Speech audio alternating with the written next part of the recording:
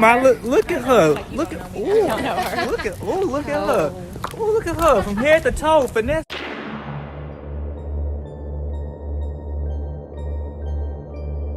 You talking subliminal? I can't even see me. Sunny Digital. Hey, what's up, y'all? It's your boy, man, out here getting the old car fixed. Apparently, because I drive an 04, so it just needs a new fuel filter and fuel line, man. Because I learned this morning, man, that he was leaking gas. So luckily, saw that before it got to something serious. You know, like definitely don't want to be driving around being a hazard with your car leaking gas, man. Like definitely not something I want to do.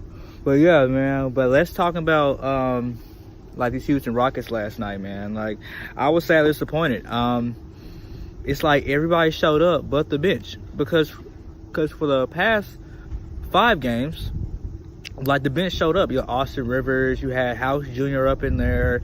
I'm saying, like, you were getting like a solid 15-20 points from the bench, but now all of a sudden, like last night,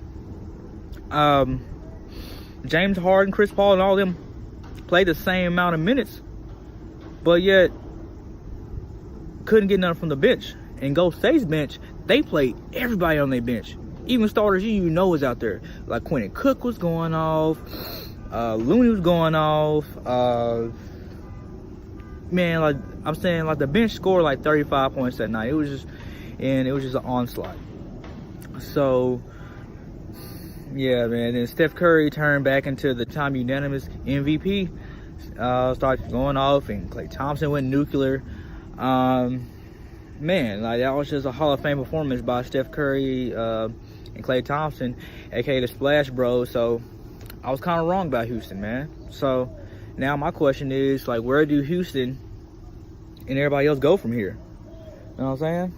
Because Chris Paul's obviously on his last leg, because like that was the best performance that I'm seeing, you know, that he gave all postseason, and that looked like it was just too much for him. So I don't know what they're gonna do with Chris Paul. They might trade him. I mean, from what I heard while I was at my sister's graduation last night from this dude who apparently knows a lot of basketball, he says from insider source that that Chris Paul was going to be traded, or like he was going to be released.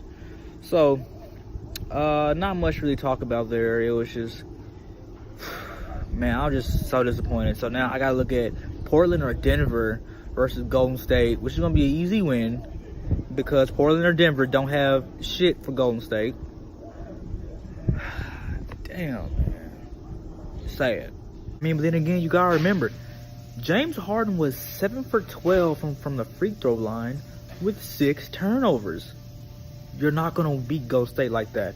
And then Mike D'Antoni, man, like, he's gonna face a lot of fire in the media and even just in Houston in general, man, because now you're 0-3. You're 0-3 in the past 3 years.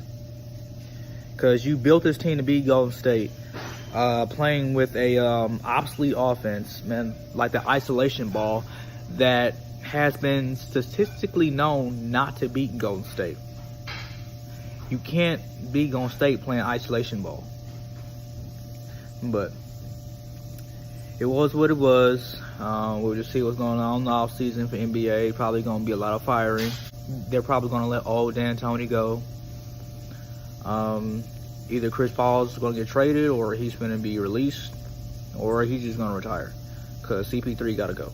Because the notion was that Houston didn't beat Golden State last year because of CP3's injury. But what people also fail to realize, that James Harden was I think in one game he was 0 for 16. D'Antoni called a timeout, and then for the whole series, I think he was like 2 for 27. Like, you're not gonna win like that either way. Like, I don't buy that excuse. If you're a superstar, man, like, you gotta step it up. And James Harden has consistently proven that he cannot step it up when it really matters. He's just like your NBA's Peyton Manning. It's crazy, but it's true. I just hope I'm not wrong about the about the Eastern Conference, man. I really hope Philly pulls it off in Game 7, because if they don't pull it off in Game 7, man, I will look like such an idiot to the 0 followers I do have. Well, 0 subscribers I do have. But man, yeah. So Milwaukee did exactly what I thought they were gonna do. So now I'm just waiting to see what Philly is gonna do against a Game 7 in Toronto, against a more experienced Toronto Raptors team, especially with Kawhi Leonard.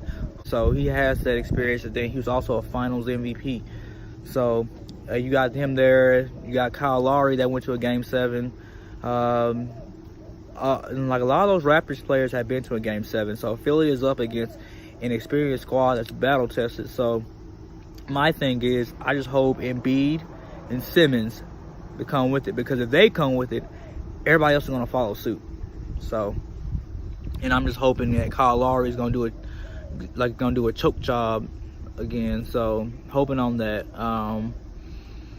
Man, these playoffs, man, have been pretty spectacular, even though ratings are down 26% due to the non-existence of LeBron James, which you can clearly see. You can go look at the numbers, but they're down like 26 and 25.5%. But yeah, I mean, now I gotta change to my Western Conference. So so I got Golden State for the Western Conference. And the Eastern Conference, I want to see who's going to come out of the East between Milwaukee and the Sixers, if the Sixers can get it done. So it's just a impromptu time. I just felt I had some time today. So be on the lookout for me, all right? Subscribe if you can. Tell me how I'm doing. Peace out.